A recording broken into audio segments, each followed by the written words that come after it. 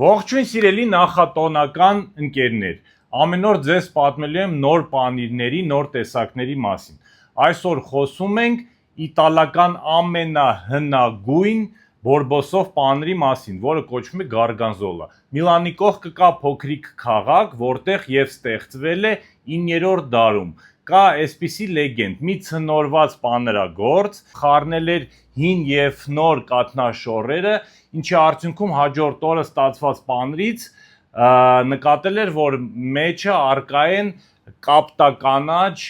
երակներ եւ գցելու փոխարեն պահել էր, հնեցրել էր, հետո պարզվել էր, որ շատ համեղ է եւ այդ պահից սկսված գարգանզոլան դարձել էր հռչակավոր պանիր։ Մենք ունենք երկու տեսակ, գարգանզոլան լինում է երկու տեսակ, դասական տեսակներն են, մեկը կոչվում է դոլչե, քաղցրահամ է եւ կռեբային, երկրորդը կոչվում է պիկանտե, որը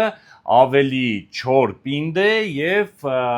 սուր համ ունի։ Տեսնում եք տարբերությունը, սա պիկանտեն է, սուր համով կարծր պանիրը սիրուն կտրատվում է, սա դոլչեն է, որը քաղցրահամ է, կռեմային է ու շատ համեղ բաներ են։ Մենք վաճառում ենք լավագույն պանիրները, համեցեք, ընտրենք, գտեք ձեզ հարմար քիմքին եւ շնորհավոր ձեր գալիք նոր տարին։